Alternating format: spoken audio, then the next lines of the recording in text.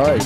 We'll just get into it. So now we have to make this as good as the green room. Oh, yeah. Conversation. Well, that's why I wanted to have this conversation. Yeah, totally. All right, guys, welcome back. Welcome back to Ready, Set, Blow podcast, episode 328 with Liz Glazer. That's the voice you heard. I was just giving her the spiel I usually give at the beginning of the show whenever I have a first-time guest on. Yeah. How long I've been running this. But that's great. I met Liz at the Big Pine Comedy Festival this weekend. Yes. Very, very funny. She had a super interesting story. Yeah. Oddly similar backgrounds. I know. So I thought I'd have her on the show since she was in LA. Thank you. I appreciate that. And I love knowing why I'm on the show. Well,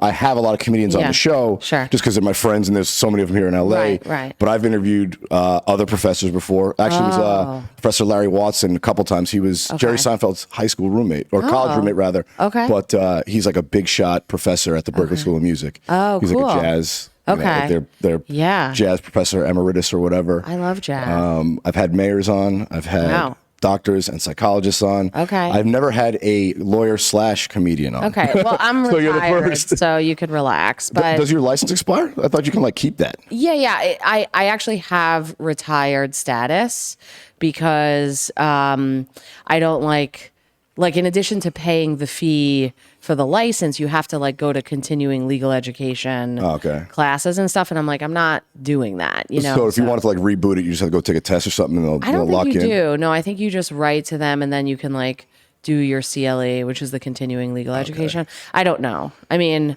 I'm not 100% sure what it entails, but I know whatever decision I made is the kind of okay, this doesn't mean you're done forever if you don't want to be. Which I don't know how you feel about that, but it's kind of I never want to do anything with law other than act as a lawyer. Yeah.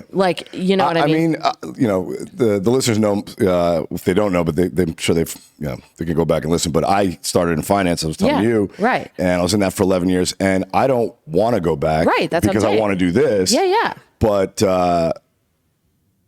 we all need money. Right now I'm consulting for a friend at a startup during the day to make some money. Yeah. So, you want to stay a little bit active. But when I got into comedy, this first year and a half, I didn't use my last name.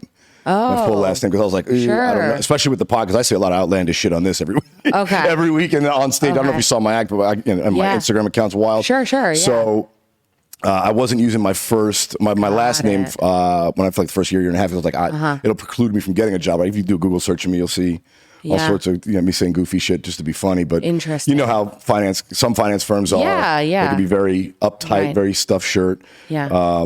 But then at some point I was like, well, if I'm going to be doing all this shit, I want to get the credit for it. Sure. And then I thought about it more.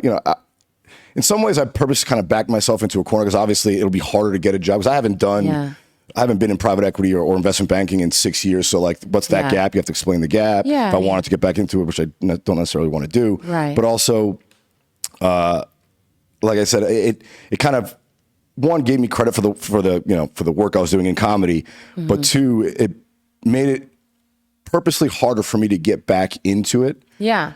So it kind of forced me to commit. You know what I'm saying? I do. Yeah. Because Jeff Dye, my good friend who I travel with, told me, he's if you have a plan B, it makes it a lot harder to finish plan A. If you have a parachute, you're not, you can always escape. Yeah.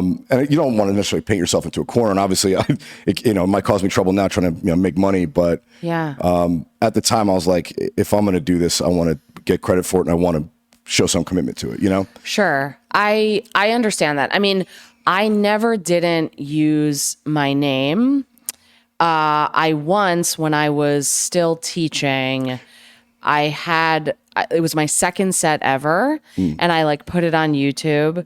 And, I shudder to think that was something I did. Although I think that the delusion for starting is really beautiful. Yeah. You know what I mean? And you do need a little bit of that. I was telling somebody, because you want to be self-critical because you want to get better. Yeah. But then you see some open micers when you're starting out who are I killed, and they just fucking ate it. Yeah. But, so you don't want that, but you do want to have a little bit of delusion thinking that you can do it. Of course. Or else you're this is, because the odds are incredibly against you. Yeah. You know what I'm saying? To do anything in this business. Right.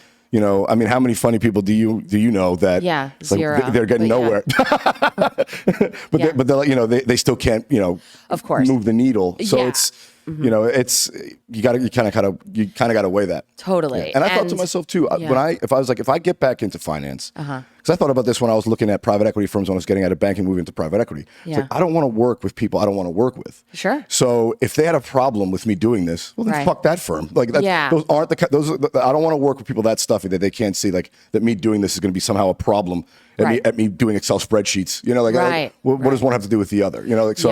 You know, I wouldn't want to do all of your jokes in Excel spreadsheets. You know, actually, some people do. I know you know John Marco Cerezi, super funny guy. Yeah. I've said it on this podcast. I've had him on the podcast. I said to him, the hardest follow I ever had. Yeah. Followed him at the store, and the first time I met him was the first time he and I both performed at the store. Yeah. And he was on his laptop in an Excel spreadsheet with fucking reams of tabs and tabs of jokes. Yeah. And he was like, you know, like kind of scurrying through, and I was like, what the fuck? I've never seen someone look so anxious and then fucking destroy after it. But I'd seen like I was like, Jesus, I'm not writing enough. He's got. I mean, it looked like someone's tax returns. How long this shit was. It was a lot of shit. Yeah. So. And that's what he delivered as his tax return on stage. It probably is pretty funny. At least at that time. I know he's making a little money now, but at that time we were, you know, his tax returns were negative. The government was sending him money. Sure. Yeah. So I did, I put that second set online. And like shared it with everyone I knew. And honestly, like you're saying, I sometimes wish that I had just a little bit more of whatever that was at that time, that like, I just want to share everything. I want to release everything. That's sort of naive confidence. I think that's right. And so anyway, so I put it online, and you know, it was in a way, I've watched it since, and it's not like it was, I mean, it was bad, but it was also like, there was something endearingly very pure about it. And there were some things that were good, and you know, that's whatever it is. But anyway, the point of the reason I'm saying it is I sent it around, including to people I was working with. Okay. And like, one of the people who was a dean at a law school that I was visiting at the time said, you know, initially I was worried that we'd have like trustees saying, well, I had a bit about like how Hitler was organized. Yeah. Well, I was going to say, I watched your set of Big Pun. And, do you work clean? Okay. Cause I love that because it didn't seem clean. It was just funny. Right. So you don't want to be like corny, which you weren't at all. Yeah. And some of the bits were edgy, but like I said, it skirted the line. Whereas, I mean, some of my material goes way the fuck over. Sure. So that'd be a whole different thing. Yeah. You know, I'm talking about fisting my sister or something. Like, Right. You know, like, my employer would be a little more upset about that than me, you know, making a joke about, you know, how poorly Hitler dressed or whatever. Right. Yeah. No. Well, it was like praising Hitler for being organized. As an Orthodox Jew, that's kind of a stretch. Yeah. Well, I'm not Orthodox. I was raised knowing exactly what I was doing wrong. Okay. But that's all I've read of your Wall Street Journal profile. So I was like, I read like the first paragraph. I was like, you know what? I'll get it on the podcast. I want to hear from the horse's mouth. No. That's fine. And I love being called a horse. But yeah, I feel like my material, when I don't work like specifically clean, is about sex that I'm not having. Yeah. Right. Yeah. And so like every bit. But that could be problematic too. I mean, it's like when you get into your personal life, people, you know, employers and you know, other people in your life, like, hey, that's too. Right. You know, it's too personal to you, or it involves your family. It's like, well. Yeah. Look, it involves my family, but they are my family. I can't not talk about the people in my life. I don't, you know, and obviously I'm going to make it funny and I'll address it, but it's like, you can't limit me to talk about just, you know, birds and observational bullshit. Like, because I want to talk about what's going on in my head, you know? Right. 100%. And so I can get dicey. Totally. And so I don't know. I ultimately left because I wanted total freedom, and I continue to want total freedom. And, you know, that's a big part of why I did it. I tell people I feel like if you can become a working comedian, not even a fucking millionaire famous one, just a working comedian, it's probably one of the most honest livings you could make, because you have no boss. You are the product. Yeah. You decide what you want to say, what you don't want to say. Right. If you have a following, you know, they're your fans. No one's going to fire you. Yeah.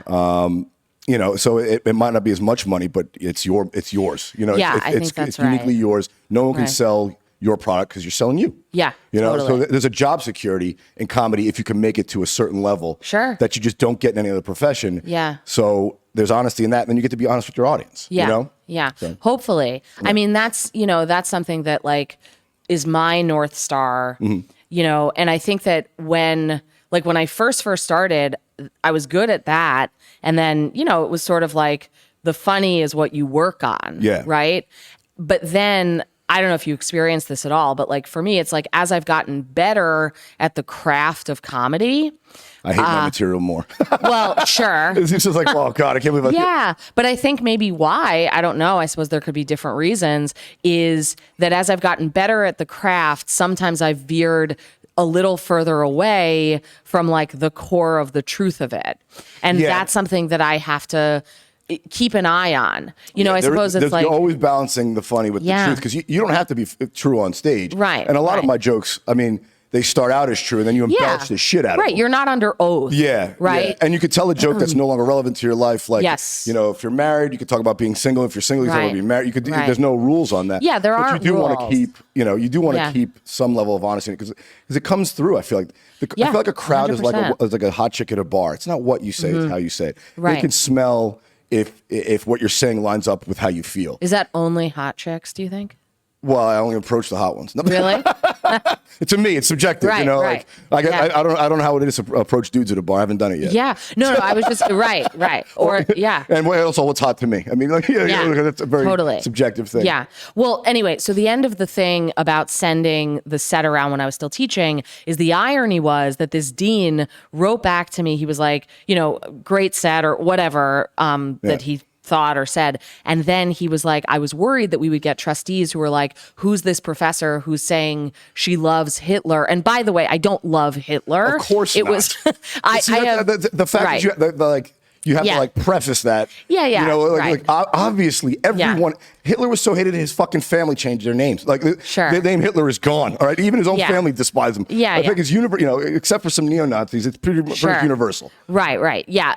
4 out of 4 of my grandparents are Holocaust survivors. I think I was talking about that on stage. And I think that like my point at the time, if I can remember, it was something like, I can always find a reason to love someone. I can always find a reason to like interpret an insult as a compliment, something like that, that I was like going with that train. And in that vein, I said something about like, see, you could even find something to love. Hitler, right. And so that was the gist of whatever I was saying. Anyway, and so he emails me saying, I was worried that people were going to be upset about this, but nobody wrote anything. And also, we haven't, because I was visiting at the time, we haven't considered you strongly enough for a full-time job. Oh, so and you I weren't was even tenured yet.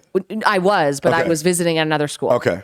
And so it was like a weird moment where I was like, so my comedy set is somehow like endearing you to me as a professor, which was like kind of an interesting thing. I mean, it's something that's like, I don't know, a credit or a nice thing about like the academy, or at least some schools, that like somebody kind of coming into their own, being more honest and free might be attractive. I feel like that's so rare in academia these days. I mean, I graduated from Brown in 2005. Right. And it was, there was things you couldn't do back then, but this is nothing like today. Yeah.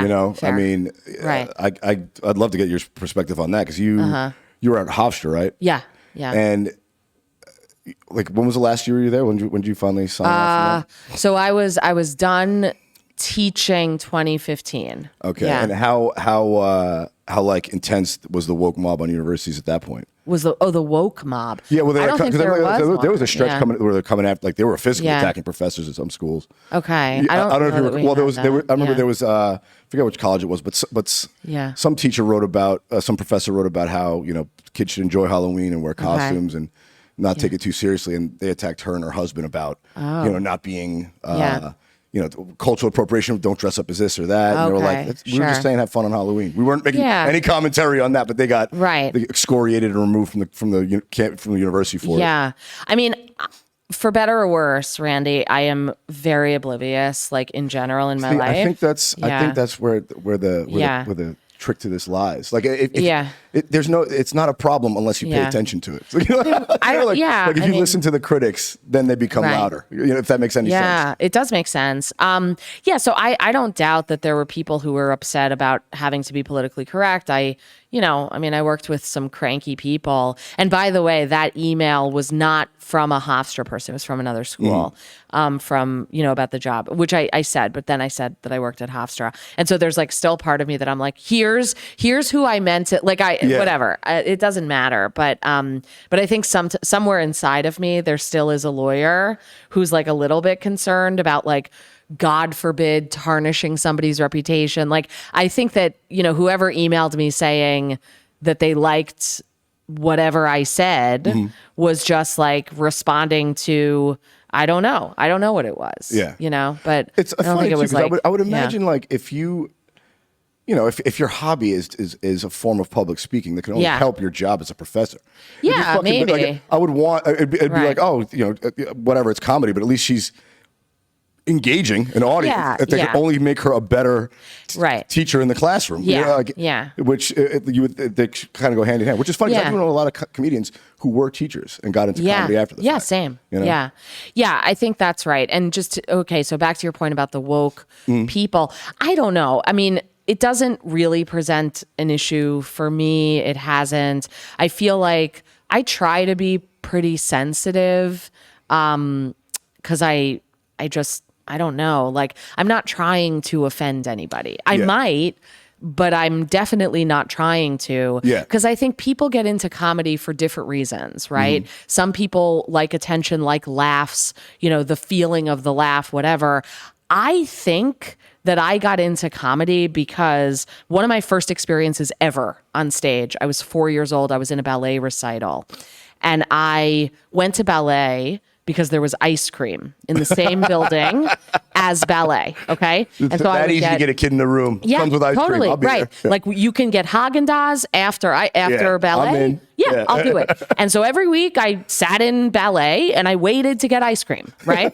And then there was a recital and I didn't know that there was going to be a recital. I didn't know what I was supposed to do at the recital because I'm like, if you want me to sit here waiting for ice cream, I know how to do that, right? And so at first I was nervous because of that. And then the third thing was once I learned what we were supposed to do, which was just walk in a circle holding hands with like the other 4-year-old girl to your right and left. Tutu and all that. Yeah, whatever.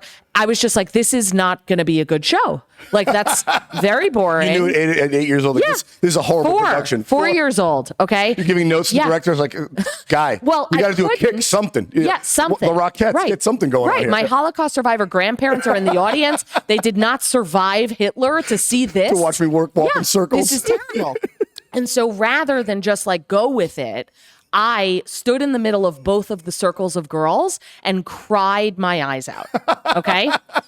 And so you didn't dance, you just cried. I just cried, right? And at some point I realized, like at first I was crying like genuinely from the emotion of all of whatever that was, right? The overwhelm and the nervousness and this sucks. But then at some point I realized I'm like, I am the show. Like, and they're all looking at me now. Yeah. Like I gotta lean into the crying. And so anyway, for a long time, I mean, I knew that story. I wasn't exactly sure how it was an origin story, but I was like, it must be because I've been imprinted on you in some way. Yeah, like I've been seeking stages in one way or another ever as long as I can remember, right? And also that's like one of my first memories.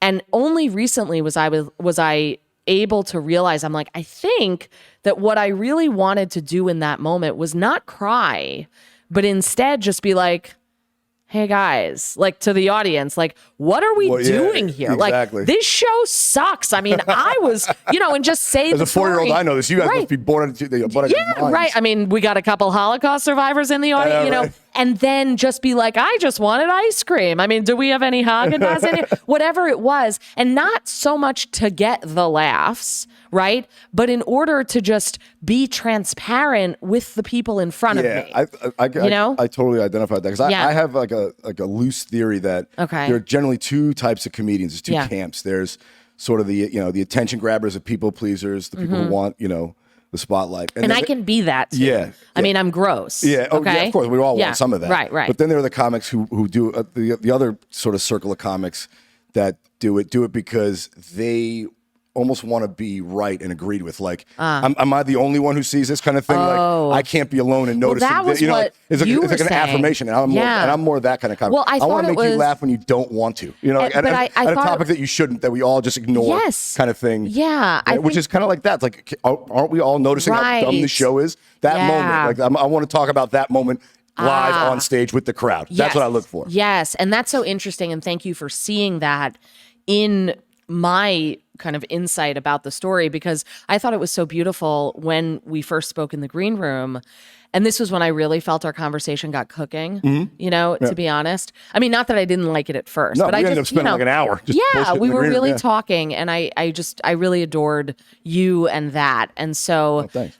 yeah, thank you. But you had said that you speak from a place of wanting to shed light on something such that you don't feel alone. Yeah. And I said back to you, well, that's such a wonderful North Star, it seems, because I would imagine that leads you to talk about things that you might feel otherwise ashamed of. Yes. And absolutely. like, ugh, you know, maybe Yeah, if you make I'm it the funny, only one. it hurts less. Right. It's And- less awkward and Yeah. you know, why am I like this kind of thought? Yeah, it's like, yeah. oh, I'm not the only one like this. Thank Right, God. You know, like right. we're all a little crazy, and I'm not alone Totally. in thinking that way. Yeah, you know? yeah. And I just so appreciate that, because at least for me, like so the first time I ever did stand up, right? So not the ballet. I mean, I did ballet for my stand up, but no, I just My stayed career ice there cream on ended at stage. 5, but then I got to comedy. Yes, of course. Right. And so, but I didn't intend to do stand up. It was just a girl I had a crush on was like, I'll put you on my show. And I was like, okay, you'll be there. And, you know, Oh, she was a comic. Well, she taught improv Okay. and is an actor and like put on shows at Gotcha, this improv theater. And so I really liked her a lot. And I was like, I'll do whatever as long as you're going to be there. And so anyway, but I wrote stuff, but I was like, I don't think that this is like gonna be good. Yeah. Like if I'm being, you know, because I kind of knew, I mean, I was teaching at that point for 7 years. So I sort of knew what would play. Well, that's a big thing. I mean, you know, Yeah. I've had comics when I was starting out, comics that I respected, tell me that, like, it's like, yeah, you're figuring out how to be funny, but most importantly, you're already interesting. Mm-hmm. You know, you're already talking about something that grabs people's attention. Now you just got to figure out how to make it funny.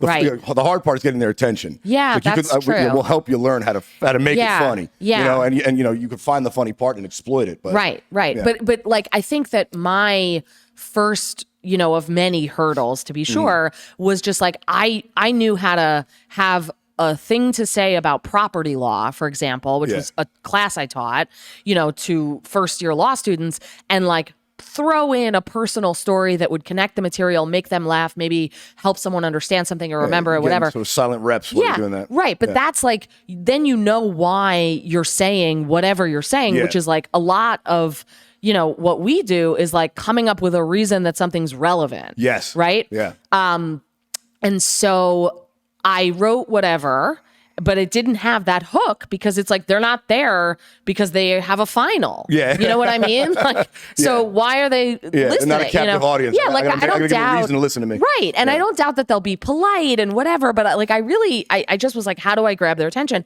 And so anyway, so I wrote this thing. I was really not confident about it. And then I spoke to a friend of mine, and she was like, well, just be vulnerable. And I was like, great, got it. Hung up the phone, and then I'm like, how do you be vulnerable? To a room full of strangers. Right. And also, like, yes, and I, as a lawyer, was taught really the opposite of that. Such a big. You know what I mean? That's such a huge parallel for me because Yes. I had no problem sitting in a room full of fucking billionaires, Right. trying to get them to invest money with me, talking Right. about a business or For our sure. latest fund. Yeah. You know, not nervous at all. Yeah. Telling my dick jokes when I was starting out in front of Yes. 3 drunk people Yes. at a dive bar. Yes. I was panic stricken. Sure. Because, you know, in my previous job, I knew what I was talking about. I knew there was something to kill. Right. I had no personal investment other than financially. I had Yeah. wasn't any part of me coming out. Yeah. But talking about, you know, what I want to talk about on stage and wanting to get that laugh made it a lot more frightening, which is weird because the stakes were way bigger. Three drunk people, they're not even listening. Who gives a shit? Right. These people are going to invest billions with us. This is a way bigger, of course. a way more One might think the stakes are higher. Yeah, but for me personally, it's like I want them to understand what I'm talking about and connect with it. Totally. You know? Yeah. And so I didn't know how to be vulnerable. And I was then panicked about that. And then on my way out the door, literally to the show, I was very early, right? Because I was nervous. And so I see that there's a package in like the front vestibule of my apartment, and I didn't order anything.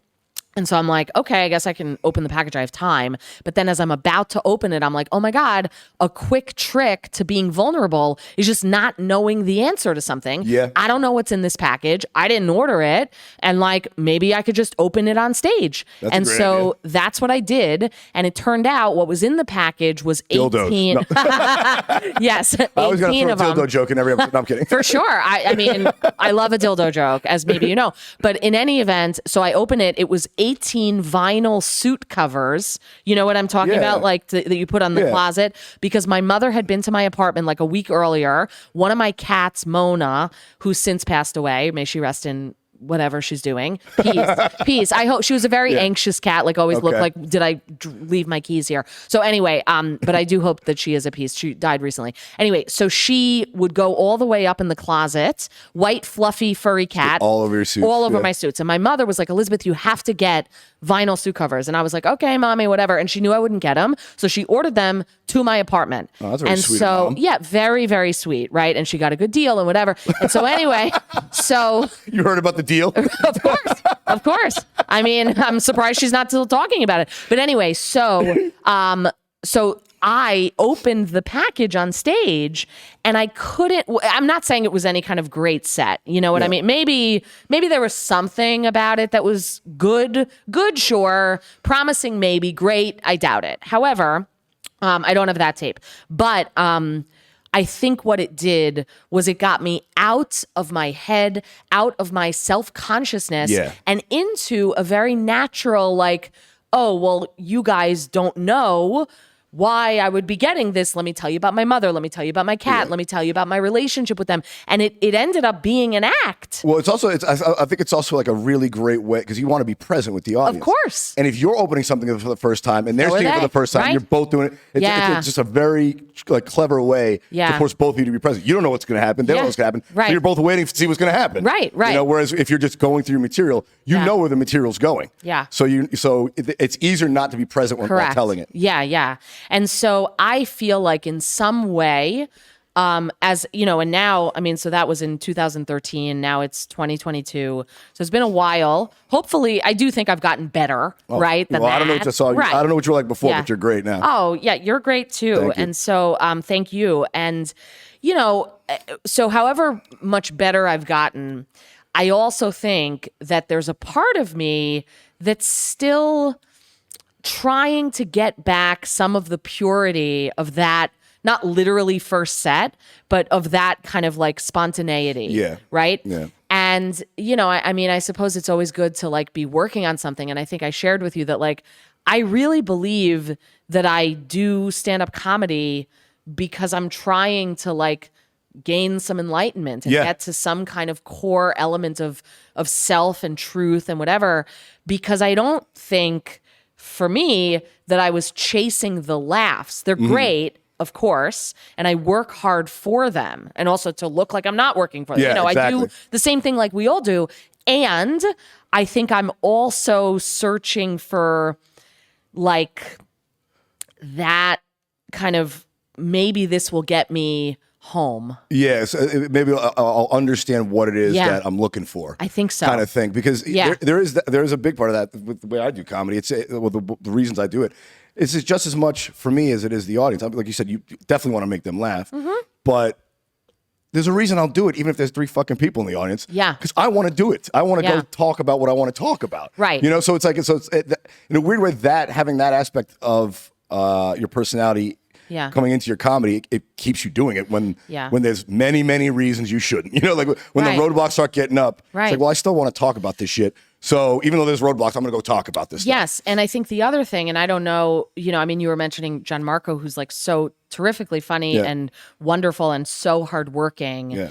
And I, like, as somebody who came from a grind, as you did, right? In finance and law, are you kidding? I mean, these are workers, right? And comics people really, too. I feel like lay people that aren't in those industries really underestimate just how grueling the work is. Like, you're in an office in a suit and you got first class flights. It's like, yeah, but you're working 18 hours a day. You don't see anyone you love. I sat at a desk. It just mentally. Right. It's almost like mental solitary confinement in some ways. Yeah. You know, like I you're think just like you have to be focused on these spreadsheets or on this draft, and you know it just wears on you. There's a reason, like I said to you, there's a reason those jobs pay so much. Yeah. 'Cause no one would fucking do them if they didn't. I think that's how miserable those jobs are. Sure. That they pay you heaps of money to even consider it. You know? And also, I mean, I'm always conscious of like, you know, I don't know the level of work in industries that I wasn't in. Yeah. And I don't doubt that there's a grind in those as well, but I know what I know. And I know that like coming from that, it's a rat race, it's a grind, it's a hustle and all of that stuff. And also in comedy, right? And in show business, it's so much of that. And so the reason I bring it up is because I think that in addition to, yes, you're getting up in front of the three people in the bar because of some deeper, you know, soul connection that you're trying to achieve with them and yourself and whatever. And there is an element of it that's a grind. And like for me, I try to keep it more on the kind of like finding truth and enlightenment and soul searching. Yeah. Because it's very easy for me, I think, as somebody maybe who has that proclivity in general and as a former lawyer and academic and whatever, to just focus on like, oh, I got to stay busy. Yeah. Like almost like this, like if I'm not doing it, then who am I? And I struggle to not have some of that. I go through fits and starts with that, and that's one of the best pieces of advice I got from. Ooh, I love advice. A good close personal friend and a very, very funny comic. My personal favorite comic in Boston, a guy named Corey Rodriguez. You may have met him before. He goes out on New York. I'm not sure. He's fucking killer funny guy. But I was probably like 6-7 months in, and I was you know starting to move from doing the open mics to doing some booked bar shows in Boston, which is like the first step up the rung. Yeah. And I was excited about that. Telling him about, he was driving home from a gig with him, and he was telling him about the different things I'm working on booking and I have booked. Yeah. And he's like, hey man, that's all great, but are you still having fun? Yeah. And I'm like, what? He's like, you enjoying it? You still having fun going up? I'm like, yeah, man, it's fucking awesome. He's like, all right, don't forget that. Right. Like, that's what's that'll keep you on stage more than any success will. Right. Like if you got to like it, you know, like, 'cause I'm telling you, because it's gonna be great times and bad times. Yeah. But if you don't enjoy doing it, nothing's gonna keep you on it. Well, and I try to get back to that when I'm in that sort of, I got to do the next thing. I'm stalling. That's the hardest thing I haven't for written me. a new bit I like in this minute. Yeah. Well, it's like Chinese finger cuffs. You start fucking pulling, it makes it a lot harder. Just enjoy it, and things will come and out let of go. it. Yeah. Right. And yes, I have a thing because I come from rules, right, as a lawyer. And also, you know, I have a difficult relationship with rules as a former lawyer. Yeah.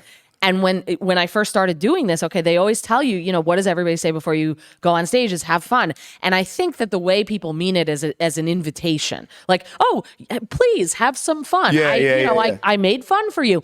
But I take it when someone says have fun, I'm like, have fun. Yeah, I have to have fun here now. Yeah. Oh my God, I have to remember schedule fun. in fun. Right. You can't schedule fun. It just happens. And so that for me, you know, just as much as the kind of like keeping connected to the truth element of it, keeping connected to the like, you know, how do I feel about the fact that whatever's going on stage or in the room or in the world is ridiculous, and I want to comment on it like in my ballet class, like in the same way of getting back to those roots, also the fun roots. Yeah. Because, you know, when I first was not having to talk about property law and all I had to do was talk about Whatever stuff that happened to me. Talk about, Right. It was so fun. Yeah. You know? And now, I mean, I did a show last night that was like, you know, a new material show. And I was talking to another comedian, Noah Finling, who I love, afterwards, very funny guy and great person. But we were talking, you know, about like how it's so fun to do those types of shows because it's like you're new, it's off the cuff, and sometimes the rule is you can't come up there with written down shit. Because a lot of times that'll happen too, like you know, if you're tired or or if you think you don't want to bomb in this particular room, or you're just being lazy, you just go into your material and you won't write new shit. Where it's like, well, if you go do the new shit show, that's all you're going to be doing. Totally. And so you have to go in there kind of bare, or a crowd work show or anything like that. I kind of treat hosting like that. It's like, all right, I have my jokes. I'm not going to go into myself. I'm going to talk to the crowd first, and they'll determine what paths I want to go down. It sort of creates or forces you into being into the present and using your mind to come up with something new. And if nothing works, nothing works. But the audience knows that. It's like, hey, we're winging on this one. It's a crowd work show. It's a new material show. So if it works, it works. Doesn't, it doesn't. Whereas if you're going in, and everyone else is doing their fucking A material, you're like, well, I'm not going to go up there and wing it with 10 minutes of brand new shit. I don't want to be the bathroom break in the middle of the show. Yeah. But then sometimes, and this happened to be, it was Katrina Davis, who's another terrific person and comedian.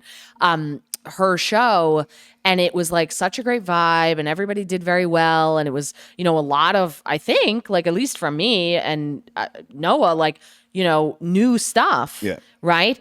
And I had a lot of fun. It seemed like other people also had a lot of fun, and there wasn't any pressure. And like in those situations, I feel like it reminds me of that, the importance of that practice and feeling. Right. So, I mean, of course, it's not like, okay, you're doing the Tonight Show. It's not like, hey, new material night on the Tonight Show. Where are you guys from? Right.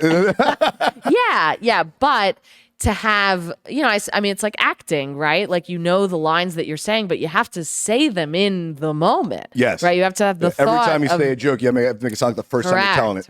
Right. You know what I thought about the other day? It's like, no, I thought about this 3 years ago. But is it really the other day? And I've said it every day since I've said it then. 10,000 times to make it sound like this. Correct. So how long had you been doing comedy before you walked away from law, and what precipitated that decision? So it was sort of in phases. I didn't plan it that way specifically.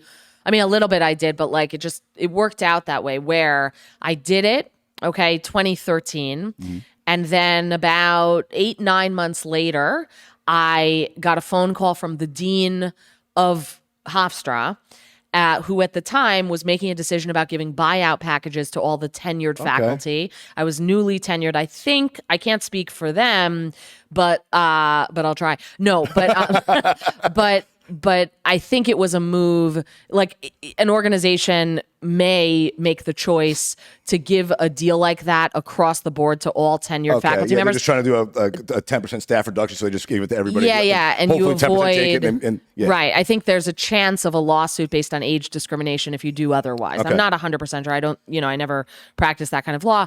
I love the lawyer in me. I'm like, here's the CERC 230 disclosure at the end of the email. Like, anybody cares. But anyway, so the dean did that, and I had started comedy, and I wanted to leave, or not like I wanted to leave necessarily, but like the opportunity presented itself, like, ooh, this is a good time to and I got a buyout. And so that buyout created an effective end date basically of 2017. And so it meant I would work until the end of 2015, but then I was technically an employee until the end of 2017 because I was getting paid. And, I still had, it's nice. I still had like a sort of awareness at that time of like, this is my employer. You know what I mean? Even though I wasn't like, the same kind of employee or whatever, it was like part of the deal.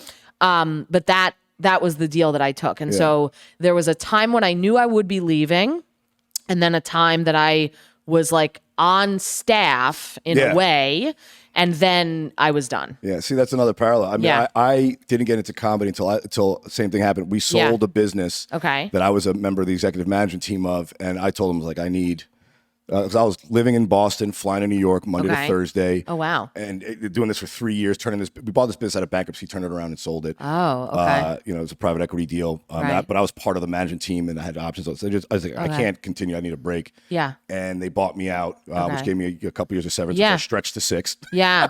No, same. But I've been, friends of mine who were comedians, were encouraging me to do it before I'd left the work. Yeah. I was toying with the idea. And then when I finally stopped working, my buddies called me. I was like, all right, now you got nothing but time. So I took 3 months and then got on stage right after I stopped working. But that's what gave me the the courage to do it. It's like, oh, I have no excuse now. Yeah. There's no reason. There's no employer I'm going to piss off. Right.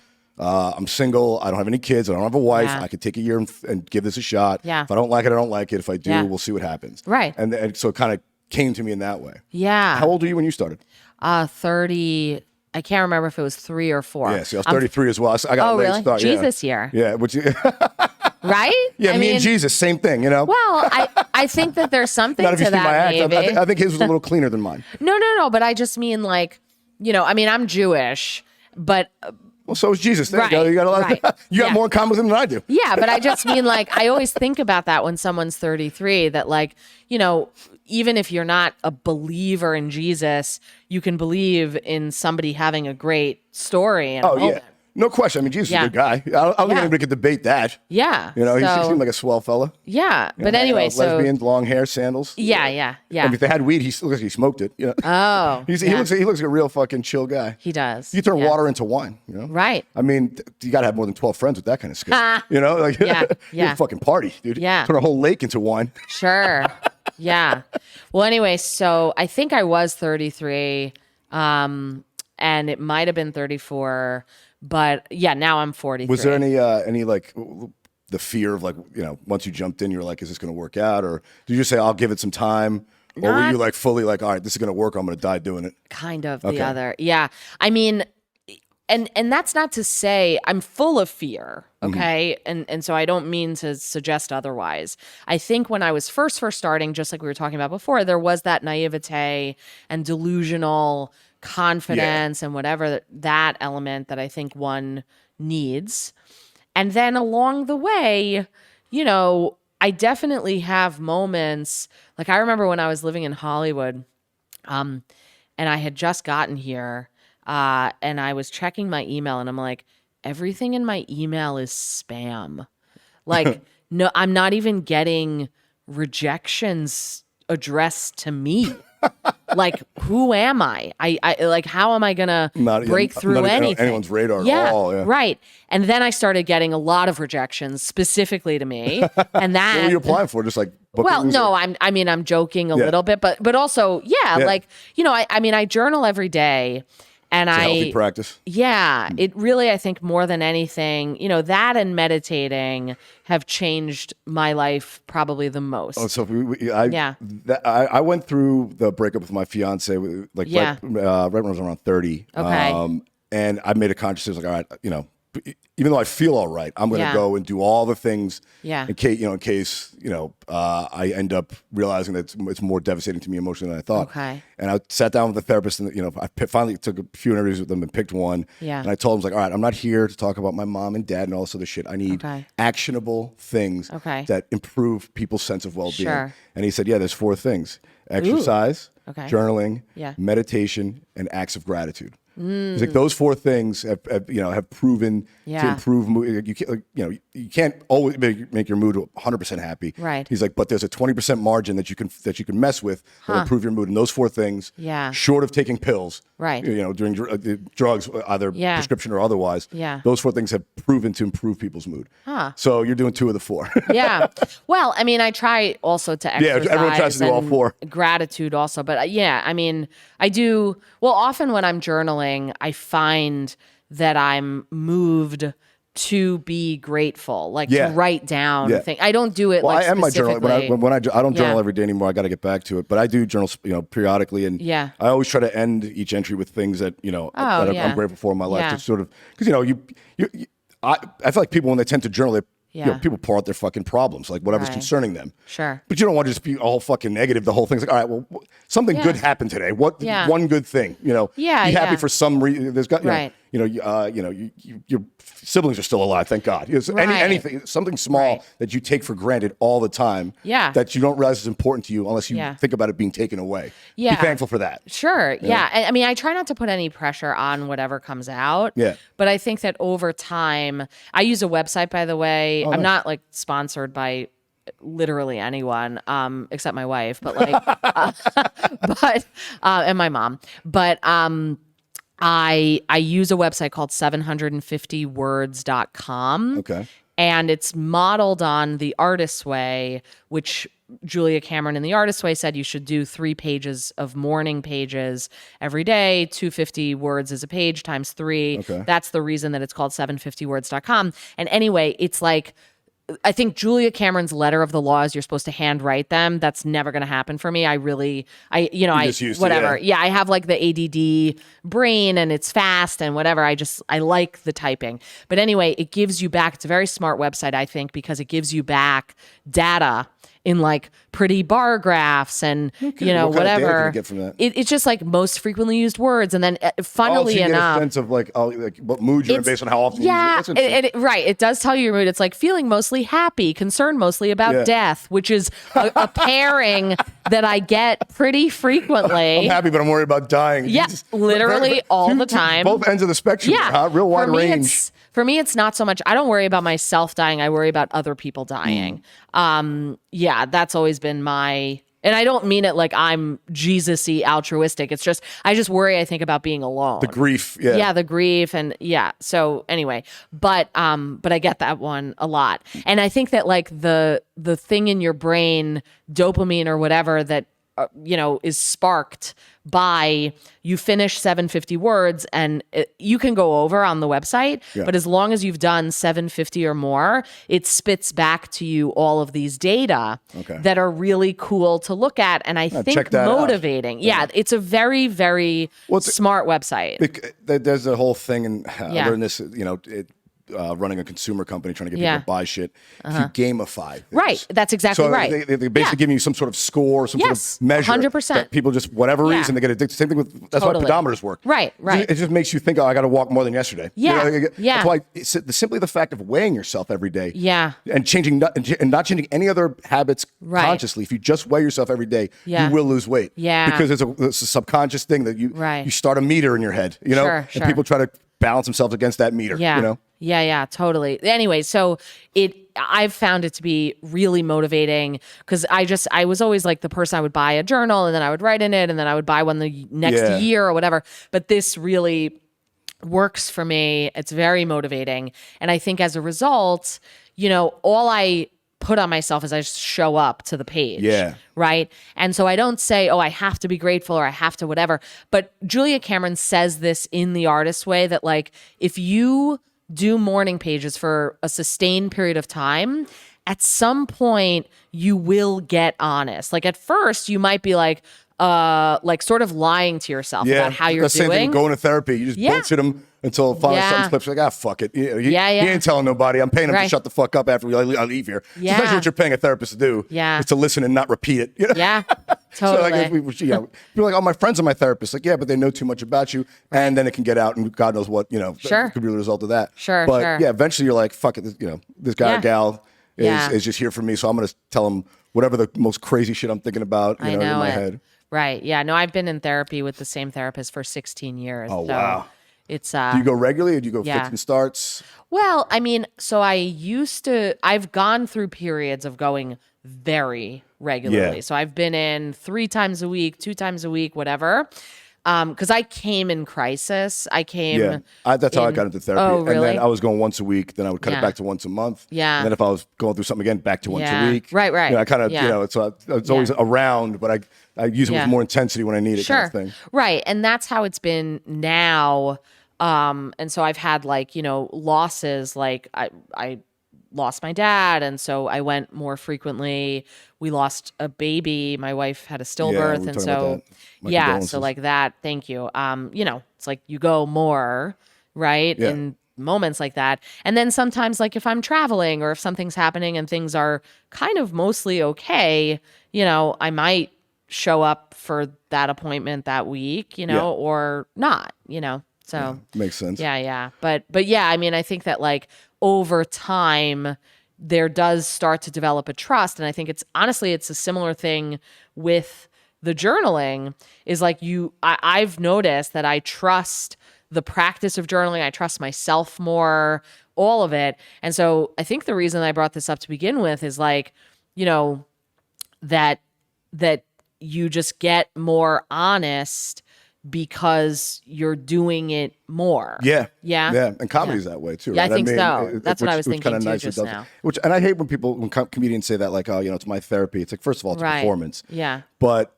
there is an aspect of, I don't know that it's therapy, but it's kind of like going to the gym. Yeah. It just makes you feel good after doing it. Like it's, I don't vomit on my audience, my problems, but going and doing it, you feel better afterward. You take the weight off your shoulders, like, got some laughs. I did some work. I worked on some new things, or I worked on some old stuff that I've been trying to pop. Whatever it is, like, you just feel better having done it. You don't know why. It just feels better doing it than not doing it. Sometimes, I mean, and most of the if time. you eat one, well, not even you that. got the razor's edge with that one. Yeah, not even that though. I wasn't talking about bombing, but just sometimes it doesn't feel, for whatever reason, like just the vibe or whatever. Sometimes it does feel like when you're just kind of forcing it. Yeah, like just something was not quite there.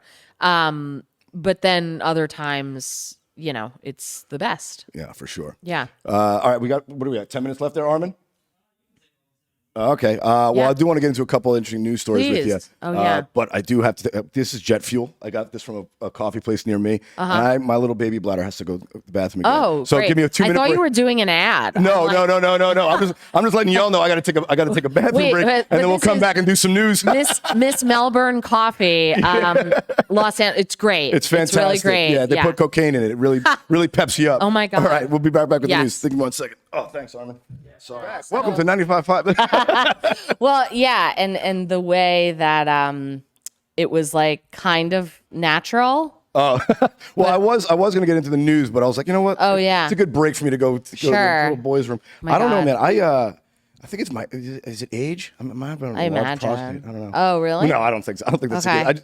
I just noticed, like, are we rolling back?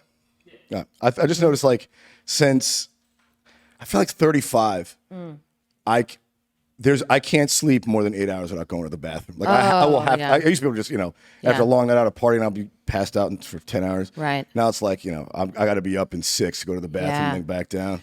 I don't have that, but I mean, I imagine. I've never been pregnant. I think that has something to do on the women's side. Oh, sure. So yeah, I mean, for now, I'm okay. Yeah. With the have you noticed stuff. now that you're because I'll be 40 in a few months. Nice. I feel like cool. It's hard. It's still sad truth. Obviously, because of hormones and whatnot. It's easier for men to lose weight, and I could still lose weight if I put my mind to it. Yeah. But I could put on 5 pounds in one day. I mean, I don't understand how like you would think the ratio would be somewhat similar. Like you put on weight at a certain rate, take it off at a certain rate. Nope. Right. Like I think I put on 10 pounds this weekend between whiskey and eating that banana split in the green room. It was fucking. It did look very good. It was delicious. Yeah, I mean, yes, I definitely have gained weight like in my life as I've gotten older, and I recently quit sugar. Not fruit sugar, but other sugar. Like bad sugar was the name that this book that I read. Well, it makes sense. I've read a bunch of that. We just naturally, there's not carbohydrates like in nature the way we eat them in such mass quantities. Right. So it's just, we're not built for it. Yeah. So that has helped me. And so, it's been like a few months and I've lost about, I don't know, like 20-ish. Oh, wow. Congratulations. Yeah. I took off a ton of the old pandy weight. Oh, yeah. I mean, I feel like you either went one of two ways during the pandemic. Either you got super fit or super fat. It was like either you're smoking weed, watching Tiger King, or you were just out running. Yeah. I mean, I don't know that I fit into literally either of those, but like, I don't smoke weed. And so I didn't have that. No. I smoked weed when I was a lawyer, but like, I got high when I was a lawyer. I quit when I got into comedy. Yeah. I was getting high to get through the law work. Kind of. I mean, I got sober not right when I started like stone cold comedy. sober? Oh, yeah. Oh, wow. Yeah. So did you think you had a problem with it, or you just like, eh? I didn't have like I'm lying in a gutter type of story, which is a source of insecurity at times in AA meetings because but you still go to them? Yeah. Well, I didn't get sober through AA. Okay. I got sober, I think honestly through journaling more than anything else, because basically I would just like write in my journal about how much I regretted whatever I had done the night before, and not anything like, I mean, not to say that I never did anything like newsworthy that I regretted, you know, I mean, not literal news, but I just mean like, whenever I talk about this, I'm always like conscious. I'm like, well, I don't want to say that I never did anything wrong, but it's not like I had any kind of really, like, it wasn't like a movie. Well, yeah, it wasn't egregious. You didn't kill someone with a car. Yeah, like that. And so you just felt bad, like, oh, I feel gross. I wish I would have said that. Exactly. You know, I look stupid or embarrass myself. 100%. And so I had a lot of that, and I would journal about it the next morning. And then after a while, I think this is part of the getting honest through journaling, I was like, I think if I didn't do these things, at the very least, I would have better stuff to journal about. Yeah. Like I would just take away this layer. Full of regret. Yeah. And so the journal of regret. Yeah, 100%. Yeah. And so I quit weed and I quit all drugs except for Benadryl. Okay. That's like really I mean, that's over the counter if you need. No, I know. Yeah. Honestly, I bought a value pack of Benadryl. You know how many Benadryl are in a value pack? How many? 365. I'm like, that's a daily vitamin. Holy shit. And I take it, I mean, not literally every day, but like a lot. Is that like an antihistamine? Remind me. Yeah. It's allergies. I forget if it makes you drowsy or yes, peps you it does. Up. Okay. Yeah, drowsy. I can't do peppy unless it's coffee, Miss Melbourne coffee. Yeah. The shout out again. Yeah. I got to get them to sponsor me. They're right corner from me. Right. Free coffee sounds good. Yeah, and show them the clip of you going to the bathroom and just see how natural. Yeah, see how natural this is. Right? I could just segue into a commercial break. You know, I don't have to be a part of this. I'm just trying to You're just helping me out. Yeah, Appreciate get it. you I'll let laid you with a sponsor. Yeah, yeah. But the weird thing about over the counters too is I feel like everybody, a lot of people are like, you know, like, oh, I'm not, you know, I'm a little clean living. I'm not addicted to this or that. It's like, man, everyone's on something. Everyone drinks. Most people I know drink coffee. Yeah. You know, and then I have friends, you know, to sleep, they take 4 melatonin every night. Sure. And I'm like, you know, we all have our thing. You know, right. The question is like, what are you going to limit it to?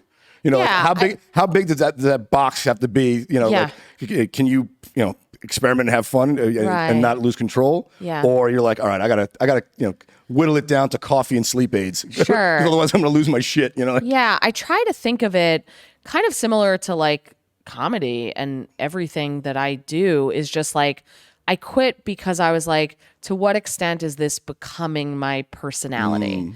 You know, and because ultimately I just want everything to come from inside.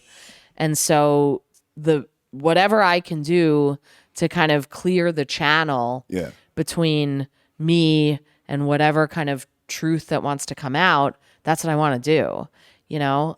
So I do drink caffeine. I've thought of giving it up because I don't really need it. I can wake up without it, but I enjoy the ritual, and I've told myself I enjoy the taste of coffee, no but one does. I'm open to being wrong about that because I'm like, I get that it's bad. Yeah. Well, the shit. Well, I mean, look, I always say everything in moderation, but I think the real benefit of things like coffee and alcohol and even cannabis is the communal aspect of it. Sure. Like sitting down and having a cup of coffee with someone, right? Yeah. Going to celebrate and having a drink with someone. Right. Right. You know, going for a hike and smoking weed was like that. That's the plus side of it, right? The dark side is if you're smoking weed in your apartment alone and eating and not going outside, right? The bad side of coffee is if you're pounding 12 cups a day to get through the job you hate. You know, the bad thing about alcohol is if you're drinking alone and to excess, you know, that's where it becomes a problem. Sure. You know? But coffee and certainly alcohol has a communal aspect of it that I think I would never want to lose, right? Because like, let's go get a cup of coffee. I haven't seen someone in a while. Right. Or, like I said, if you're, you know, you have out with friends and it's their birthday, let's have a drink. You know, so that kind of aspect of it is good. I get that. Yeah. I mean, right. So I've just like slowly taken away substances and sugar, which that one I think everyone can stand to lose a lot of in this country. Yeah, I think so. It's just so ubiquitous. I mean, even if you try to avoid it, you're still going to be taking in enough carbohydrates to meet your daily needs. Like even if you really make an effort to avoid all sugar, you're within all the food that we have, there's some everywhere. So well, and you said the word effort, which I just want to highlight, and I know you want to get to the news. Yeah, don't worry about it. But this is much more interesting. I'm always going to worry. First of all, I'm the same way. I'm a fucking anxiety is a problem. There's nothing about me that's not worrying. However, the thing with the effort. So I read a book about the sugar. It's called Good Sugar, Bad Sugar. Okay. I'm not sponsored, but I mean, the guy is dead. It's a safe cult. He died of a heart attack, too much sugar. He actually, right. Well, the irony, it's the same joke, but he wrote a book about quitting smoking. So his name is Alan Carr. He's pretty well known. Yeah, I've heard the name. Yeah. And so he died of lung cancer, which is just as ironic. Yeah. And so his big hit was this smoking book. Anyway, and that's great too. But he wrote books about quitting other stuff. And each of them is about the easy way to quit this thing. And so his tack is that he brainwashes you to believe that you've been brainwashed. And so at the end of any of his books, and I guess everybody's experience is different, but my experience of reading them has been like, okay, so I'm sort of at this checkmate where it's like on one side, this guy is brainwashing me. On the other side, the world has brainwashed me into thinking I like this stuff. Yeah. And so I'd rather choose the side that's not going to literally kill me. Yeah. You know? And so the lesser of two evils, I guess. Yeah. And honestly, I mean, he does a really good job. Like whatever his magic sauce, it's very effective, at least for me. I'm a very impressionable person, so I'll say that. But like, so, but there's no effort. Yeah. That's the thing. And he's like, listen, you could do a willpower method. That always fails. I've read empirically, sometimes I imagine it can not fail. That's true. But even if it doesn't fail, you're probably going to be less happy than if you find a way that doesn't involve willpower. Exactly. They've done studies that your willpower is a meter and it will run out. Yeah. And you have to use willpower to do a lot of things in your life. So if you're spending all of it on losing weight, it's going to suffer in your relationships, your career. So that meter has to be balanced. Yeah. So if you can find a way that makes it easy and break it down to small steps. I remember I was reading a book on, it wasn't weight loss. I think it was like the 4-Hour Body or something like that. Oh yeah. Tim Ferriss. The one was like life hack books. Yeah. Just weighing yourself, you'll automatically lose weight. But the other things too, they tell you just small steps. Like don't go to the gym and say, I work out 4 hours a week.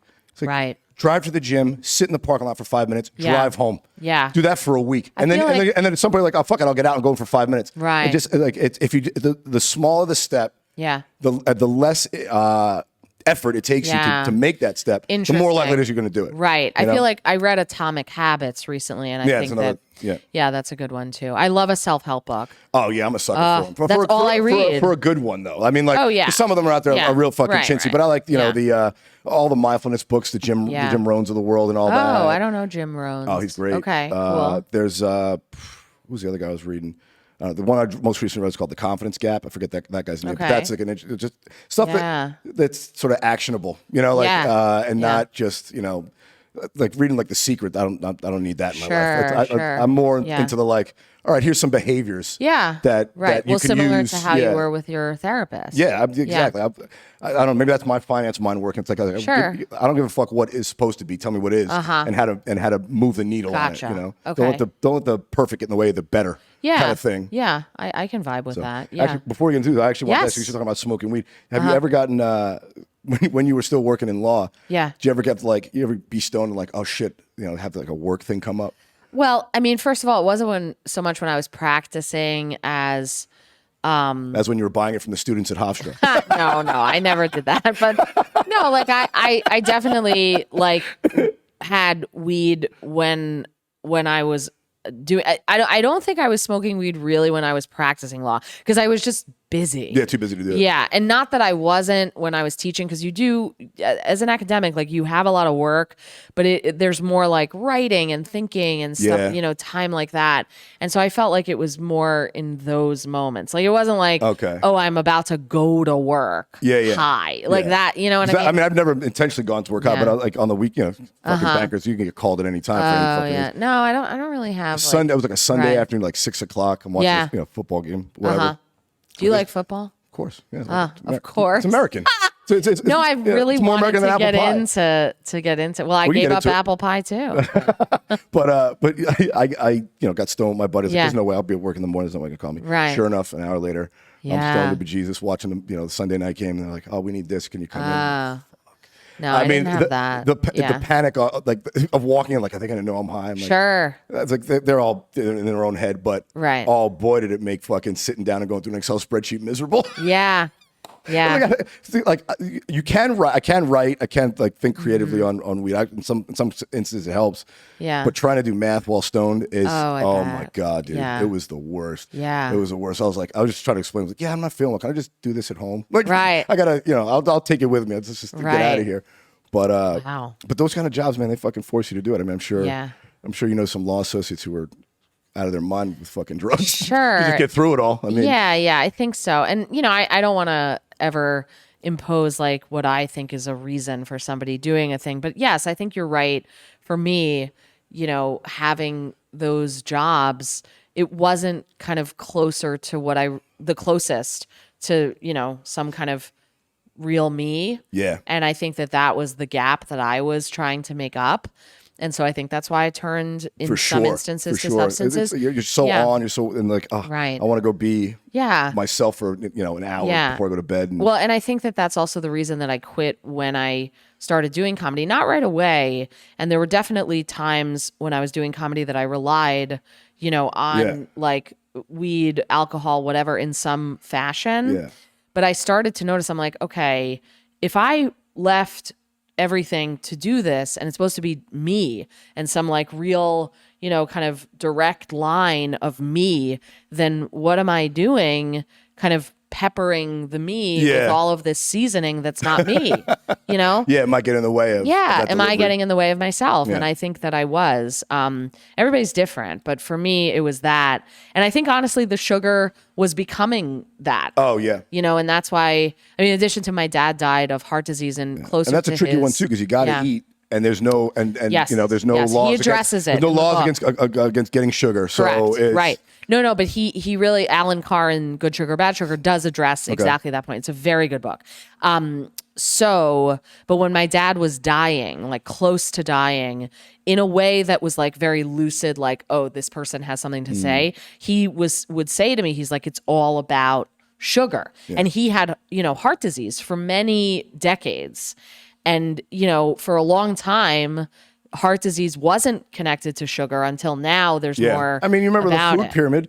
The fucking bottom of it was cereal. Right. Could you imagine most of your calories should come from Frosted Flakes? Yeah. I mean, this is what this was like government propaganda they put. Right, the 80s and whatever. Which was insane. Mm-hmm. I mean, how we couldn't see that the sugar and corn lobby didn't make that fucking pyramid. Right. I mean, the bottom two rungs were literally cereal and corn. Yeah. It's like yeah. I was like, how? It's so obvious. Yeah. So obvious. Yeah. So anyway. You gonna ask me about football? What was the question about football? No, it wasn't a question. I just like to connect about football because. Are you a big football fan? No, I I like to connect on football. Do you like it? No. No. Well, but I want to like it. And oh, really? So, yes. Then just like it. What do you mean? Right.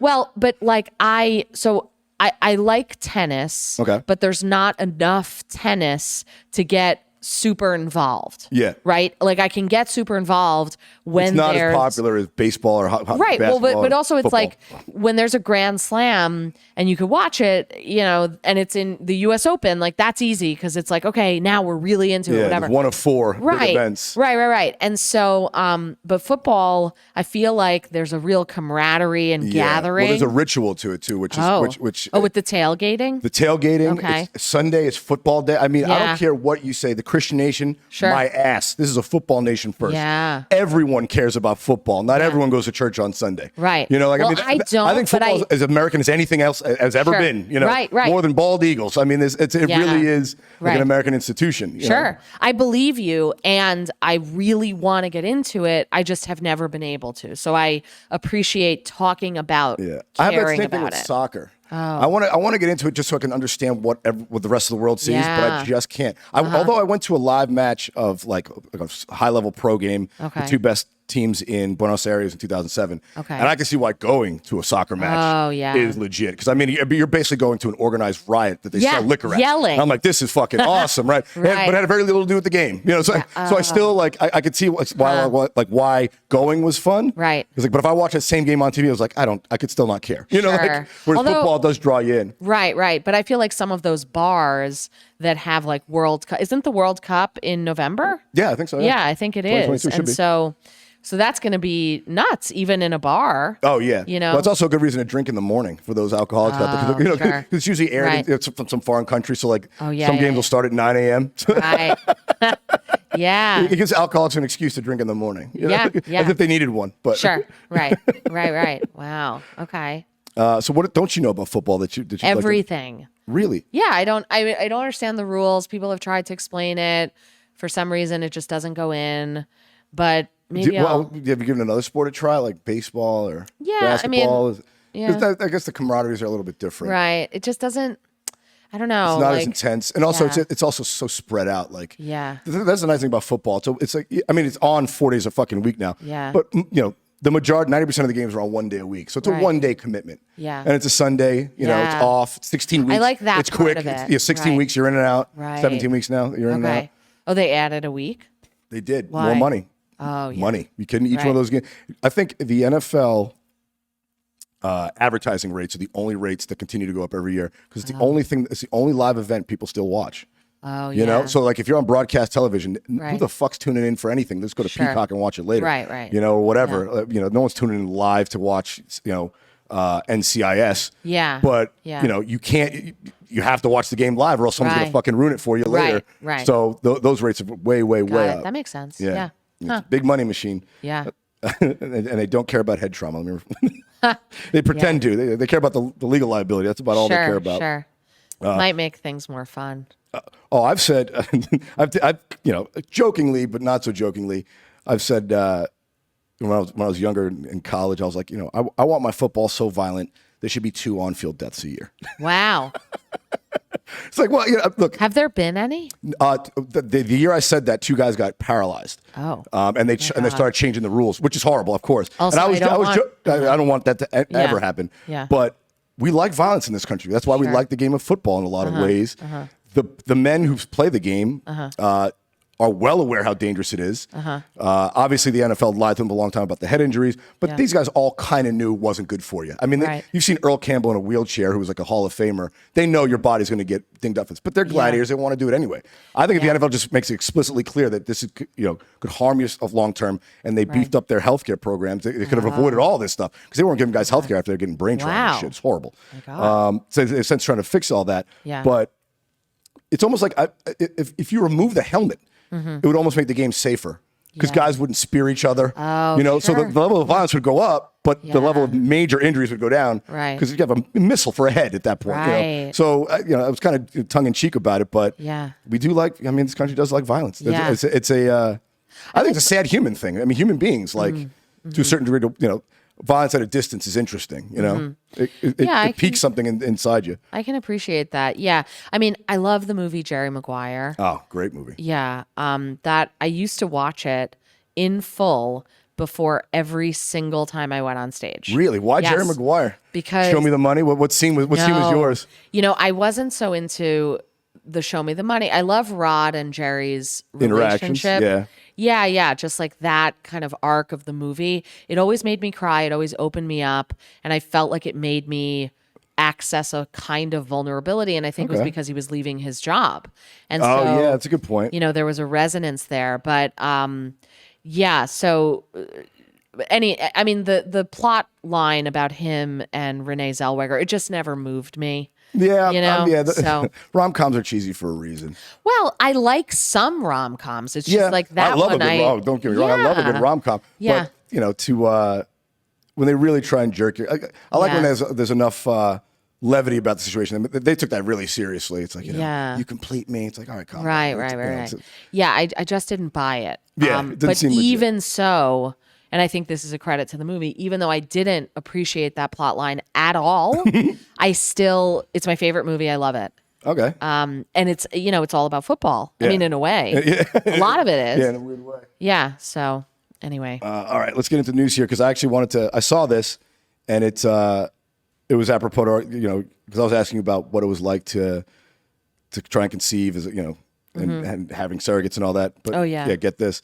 An ex-teacher wants to auction herself as a surrogate to mass produce pretty babies. Is she pretty? Well, yeah, but again, objective.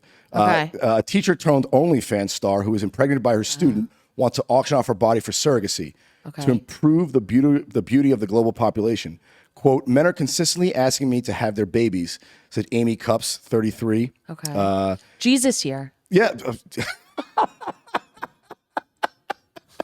Yeah, she's very Christ-like, offering up her body for the universe. Yeah. She's having a spiritual awakening.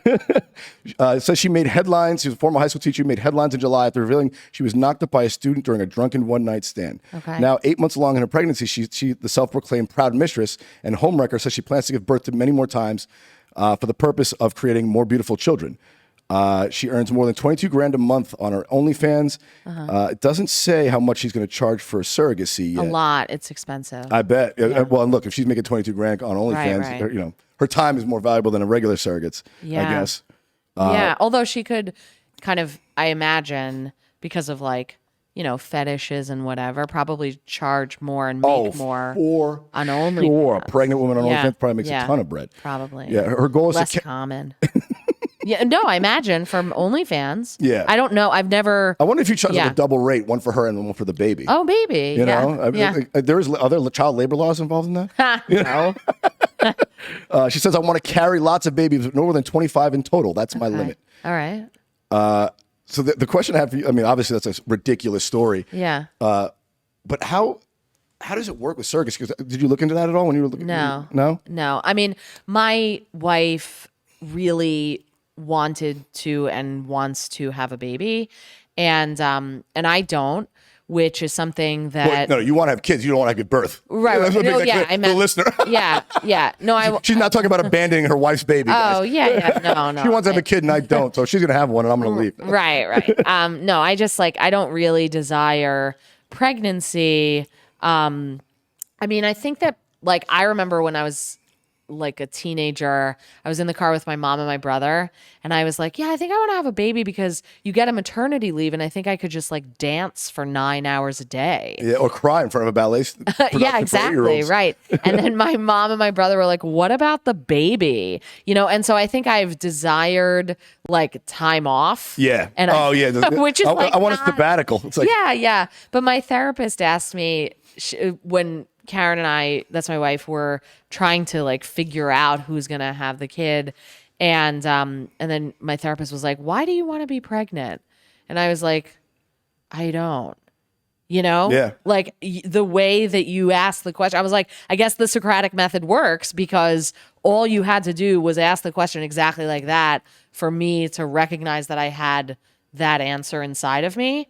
I mean, something I say on stage about it sometimes is that my wife and I went to the gynecologist together, and after the appointment I was like, how was your appointment? She said whatever, and then she's like, how was your appointment? I mean, she gave a normal answer about pregnancy stuff, and then she's like, how was your appointment? And I just started telling her which of my jokes worked on which of the nurses.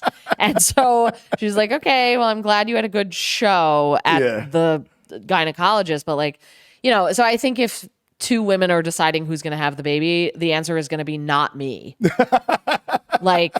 Yeah, that was funny because I never thought about in my future, the wife and kids. I always thought about leaving New York and doing something else and just being around where I grew up. Yeah.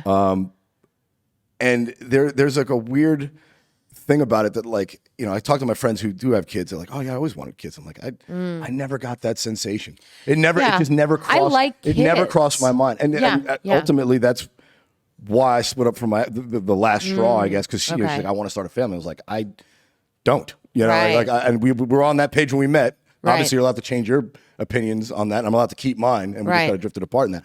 But yeah, it just it was never something never envisioned myself with 3 kids in tow, and it just wasn't a fantasy in my head. It just never occurred. I like the kids thing, and I like children. You know, I can kids appreciate are great. Kids and I love kids and old people. They're fucking honest. Yeah. You know, kids are too naive to know better, and old people are too old to give a shit. Yeah. You know, like they're the best to be around. You know, and when I say kids, I'm talking about, like, you know, 3 to about 11. Once they're in puberty, they're absolute assholes.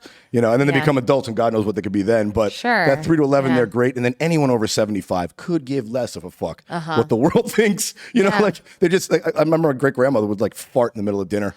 She's like, I can't hold it anymore. Sorry, guys. You know, like just not even address it. We, the kid, you know, as kids, we would die laughing. Yeah. But she's like, you know, whatever. Yeah. You know, she's a very prim, probably, you know, like super Catholic, conservative lady. But she, you know, like, well, you got to go. You got to go. Sure. I get it. And as she got older too, she would tell like my grandparents, her kids, like she would just like, sure to tell them, oh, you know, we'd ask her, hey, you know, Nanny, we called her Nanny. Hey, Nanny, who's your favorite kid? Oh, Joseph. She would say that in front of all of her kids. She'd pick out her favorite, which you're never supposed to do as a parent. Yeah. But as she goes, like, you know, I love them all, but I just, for whatever reason, he was, you know, he was my one. There's a news story now. I think it's also in the Post. I don't know if you. Oh, these are all my news comes from the Post. Okay, but everybody in the podcast knows it's my paper of record. Just enough sleaze, just enough facts. Yeah. It's a great publication. But there was a story recently in the Post about Dan Lamort, who's a comedian. Yes. His grandmother ranks the grandkids, and it was in the Post. Amazing. Yeah. Where did he rank? I think he was the last.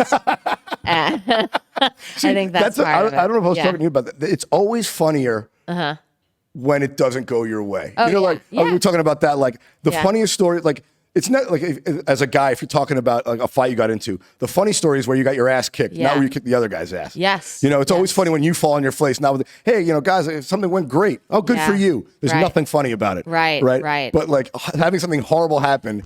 That's where I feel like that's where the funny is. Yeah, totally. Well, I feel like, I mean, in that way, you know, people who aren't comedians who are like, I'm the funny guy, whatever. I feel like that's the missing piece often. In addition to, you know, learning how to like land a punchline, and some words end on a plosive and that can generate a bigger laugh or whatever, that kind of stuff. But also the knowing that the arc of the story is like you're the butt. Yeah. There's a reason why humiliation and humor start with the same prefix. You know, like there's a root. There's a root in there, of your own humanity. Like I am flawed. Yes, aren't we all? Isn't that funny? And isn't that funny that we all do this dumb shit repeatedly, even though we know better? You're like, you know, how many lessons have you learned more than once? Oh yeah, totally. It's a constant battle. Yes. Well, I think journaling has helped me. Yeah. You know, that's another element of why I think it's great, is because it reinforces the lessons that you do learn, so that hopefully you can only learn it once experientially. Yeah. You know? Yeah. That's also why sometimes I'll go back and read journal entries from a couple years ago. Like I'll do that, you know, like, oh, let me go look at what I wrote this day 3 years ago. Right. Well, also, where was my head then, you know, or 5, whatever it was, how long. Yeah. Sometimes I do that as well. And the other thing I remember when I was getting sober that my therapist said to me, which was very helpful, because I didn't want to give up substances, because I was like, but I've always been on like a quest for learning effectively, like more about myself or whatever. And you don't want to cut off something that could be value in. Right. And she said to me, she was like, well, number one, you know, I wonder about like at what point you really are learning lessons like actively anymore. Like I think that sometimes that can be true if you take a drug like once or twice or whatever, that then maybe you could like really internalize a lesson. Yeah. But then at some point, sometimes for some people, you become the drug. Yeah. And then you're not really learning whatever from it. So, okay. And I was like, that's interesting. And then the other thing was, she's like, but also if you've already learned a lesson by, you know, tripping on mushrooms, or, you know, you did ayahuasca or whatever, and you learned the lesson, you can experience that lesson by writing about it and remembering it and whatever. Yeah, reliving it. Yeah. Yeah. And that really affected me, because I've done mushrooms and I've done ayahuasca, and like I had really interesting experiences from those that I've tried anyway to make succinct into stories, write them down, apply them in various situations to other stories and other things that are actively going on in my life. And I think that has helped me like I think it's helped me do at least two things. One is to stay sober. Yeah. Because I'm like, okay, but I have all that. And number two is to also appreciate non-sobriety in other people, because I'm not a sober person that's like, oh, I can't be around it, I can't hear it. I don't care at all. Those are the only people that sort of get on. I don't want to get on my nerves, but I find it to be a little preachy. It's like, It's like, hey man, you could do whatever you want. Yeah, do what you want. Don't judge me because I'm not doing what you're doing. 100%. You know, like it's really bizarre that like if I'm cool with you not drinking, why are you not cool with me drinking? You know, like I totally what is that agree. about? You're like, get off your high horse. Totally. I agree. And I think that, it's like I really value drugs. Like, I think that I don't think I'd have become a comedian if it weren't for drugs, because I think that like drugs, various drugs at various moments have kind of turned off something in my brain, turned up another thing in my brain that kind of opened an avenue that otherwise I wouldn't have seen. That's why I value I feel like psychedelics are the most useful drug. If you're going to do any, try mushrooms, guys. There's my advice. If you're going to try a drug, make it be mushrooms. Sure. What was ayahuasca like? Ayahuasca was great. Did you do it do you go to the jungle? Did you do it like a trip here? In a way, there's so many ways to do it now. Yes. You used to have, the only way you could do it back in the day was like you have to go to fucking Honduras Peru and the woods or something like that. Yeah. But now they have like ceremonies in town you can do. Yeah, I did it in Brooklyn, in Greenpoint, Brooklyn, at a Pilates studio. That tracks. Yes, exactly. With a crystal healer? It was a shaman, and he was very lovely, sang a lot, and it was a really spiritual experience for sure. How was the purge? So it really, like, at the time, I went with a dear friend of mine who, before the ceremony, said, like, sometimes people will set an intention and maybe, like, you could do that, whatever. And I was like, okay. And at the time, I was texting this girl who was totally not good for me. Okay. Like, just didn't like me, but I wanted to go back anyway. I just really had an obsessive thing in my brain, but I knew intellectually that she was bad news for me. We weren't going to work out. And yet I couldn't stop. Yeah. And she also had a cat, black little cat. She was very, very nice to the cat. I loved the cat. She loved that I loved the cat, whatever. Yeah. And when I would, in my own head, be like, well, she's not a good person, maybe, I would think about the cat. And I'm like, but I like her cat. I like the cat, and I like how she is around the cat. So she can't, how bad can she be if she's nice to this cat? Okay. I mean, I've dated a girl longer than I should have, just because her taste in hip hop was good. I get it. Right? I was like, oh, Hard to find. She knows Big L. How does she know him? She must be a keeper. It's like, meanwhile, all the other things about her all were the other fucking stuff. on fire.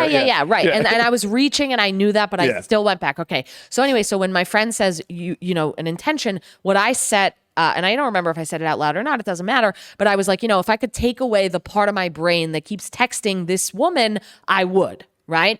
Okay, so then the lights go down, and it's a Pilates studio, so the only light you see is the exit sign in the studio. Yep. And you don't eat for like a year or whatever before. Right. So fasted. you're totally it's just like your body, and the tea is sort of like a purplish, and in the light of the exit sign with no other lights and just the substance coming out, they gave us a bucket or whatever. Yeah, it was actually a Tupperware, like a clear Tupperware with a clear garbage bag that was like crinkly because it just fell the way that it fell.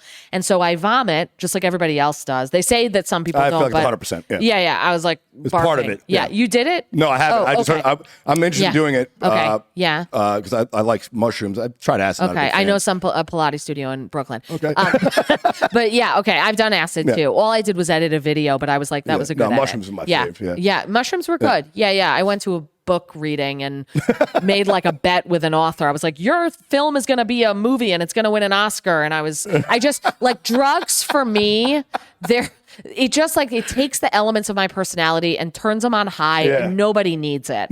Okay. Like one time I did cocaine and my friend was like, cocaine, this is not your drug. That one makes everybody not your drug. More themselves than anybody wants. Horrible. Okay. And so anyway, but in the studio, right, I got the barf Tupperware, whatever, that's clear, and I have just the substance, just the tea in me, and I barf, and the shape of the vomit right? And the color and all of the elements coming together looked like the cat. Oh God. And so the message you started that petting I your own took, vomit? right? The message that I took. Why from does this cat smell like this? Right. Somebody, yeah. So anyway, but the message I took from it was really profound, which was like, if I have to work that hard to find an excuse to like somebody and to like make them be a part of my life, just get that out, excise it from your life. And ever since then, I mean, I never texted her again. Okay. And you did text the cat though. Of course, yeah. Can't get me away from the cat. But I had maybe one or two other relationships with people who like weren't quite it. Yeah. You know, but not in the same ways. You know, like they were good people. It just wasn't. It was better than the right. It previous really choice. was. And I don't think that I was like making that level of excuse for someone like I had been, because I really didn't value myself. Yeah. And, you know, now, I mean, I really love my wife. I love my relationship that I have with my wife. And specifically, I'm like, I know she loves me. Yeah. It's not something I question at all. And I don't have to be like searching for like, well, the walking way on that eggshells, like you were talking about in the green room. Like, Right. I know they love who I am. Right. I don't have to be something that I'm not for them to accept me. Yeah. That feeling. And so anyway, so I like to think that I can take that lesson with me without having to go back under a spell, you know, or do the drug again. Yeah. Right. And it's not to say that there's something wrong if somebody wants to do the drug. I don't care. But it's just like, I think it may be true that I've come to a place where like really just, I don't know, mainlining life is better for me. Yeah, I mean it's tough to raw dog life, but some people have the courage to do it. I really try. I really really try. Actually, getting back to that surrogacy story, just to close it out. Yes, because I know you and your wife are trying to for a kid. Yeah, a lot of sex with a turkey baster. Right. And with my low sperm count, I mean, we got to try as much as possible. I know. I'm really having hard time. Right. Hovers right around 0. But so this woman is selling her body to be a surrogate. Yeah. She thinks she's good looking. Yeah. How do you guys decide who's the father's going to be? Because I assume you're using your embryos, right? Yeah. Well, they're my wife's embryos. Or one of your embryos. Well, yeah. And this guy. Do you know the person? Did you go to a sperm bank? How did you decide all that? We went with like a reputable sperm bank that has like a really good reputation, because I mean, there's a comedian, Laura High, who does a lot of really great work around, like, she's a sperm donor baby, and she has like a lot of content related to like raising awareness around some of the corrupt practices of sperm banks. Oh, well, there have been documentaries you've seen where some of these fertility doctors are using their own sperm instead of the person they said. Right. Shit like that. So you definitely want to do your homework here, folks. Do your homework. And so my wife has, and, you know, hopefully it's who we think it is, but it's like this guy, you get like a baseball card worth of information. Can you like choose like the gender, the race? Do they give you like the IQ of the guy? Like what kind of stats are they giving you? Right. I mean, I guess you know the gender as of when they're children. Yeah. Right. So I suppose somebody could have transitioned after. Do they give race on there? Yeah. And I mean, I think that you were my thinking wife, a post-racial world, which is where we all want to arrive. Right. But I think with, I guess it would be weird, you know, like if you don't. Yeah. I think you want to, people I think often go want the kid to look kind of like them. Kind of. And so my wife wanted somebody who had relatively my features. Can you pick the religion? Because that really, because religion is I mean, ultimately a choice. You can. Which is odd, because religion is ultimately a choice, right? Right, but I think that there are genetic diseases. Oh, that's true. Yeah, so that's really, I think, why it matters for that purpose. They give like height, weight. They give the occupation. Well, but you don't know weight, and I don't know if you know height, because you don't know everything about them currently. You know, as of the date that they donated. Yeah, and also you have kid pics, because they don't want somebody an adult to see who it is. Yeah, like, oh, I know that guy or whatever. And so you know enough that would be relevant for purposes of what people generally care about for conceiving. The health of the child. Right. And predominantly. And like with you, and of course you get genetic testing. Mm-hmm. I mean, we did, and I think it's standard practice, but I don't know like what's standard and what's not. I know what we did.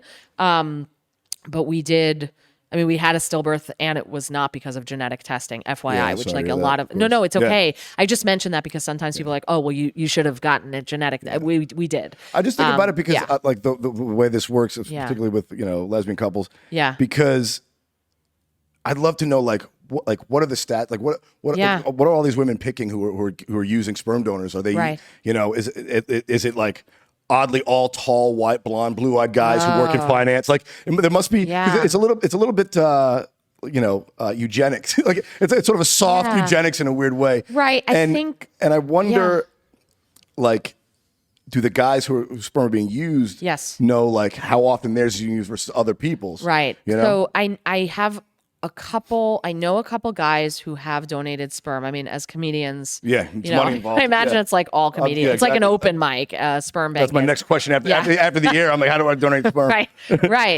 But I don't know the answer to that. But I know that ours had something to do with music, and my wife wanted somebody who had like a creative thing because of what I do. And so we knew that. And I don't know if it's as much eugenics, although I see your point, but I think it was more just like, well, we want to have a baby together. And my wife is like, I love you and I would love to have a baby with you. So whatever guy I'm going to look for, I'm really looking for Clause you have, right, in a guy. And so, so I think it was that mostly. I don't know about other lesbian couples and how they do it. And then the final question is, so, assuming you have your first and it goes well. Yeah. And I assume you're using your wife's eggs. Yeah. The second, if you go again, would you switch it up and use one of yours? No. No, you want your genetics to end here. First of all, I didn't. Nobody needs more of this. This trauma ends with me. Right. So that way, if the kids are a little fucked up, I can just always blame her. I mean, my wife is truly her or amazing. the guy we don't know who's involved in this. It's everything's his fault. I think that's for sure. But that's a great get out of jail for. Yeah. You start saying that when the kids are older. Oh, you're so much like your father. Right. That's great. That's a great break joke. Their balls. Yeah, that's wonderful. So, but the thing I was saying about knowing, I know somebody who has donated and has a sense of like how many children and stuff like that. And, I think there are like Facebook groups that people start of like, we're all. You should not want to know that. Yeah, but I bet a lot of guys get picked. The tall athlete, I'm sure, is the one who gets, a lot of action from people. Like I'm sure there's. He is tall. Yeah, I'm sure there's categories that they look right. for. Yeah, maybe. I don't know like what everybody's looking for, but I think it's varied enough that different people want different stuff. I'm guessing, but I don't know. And I'm still stunned at how expensive all of that stuff is. Oh yeah. I mean, it's unfathomable. Like. Thankfully, I make a lot of money. Know, no, I'm just kidding.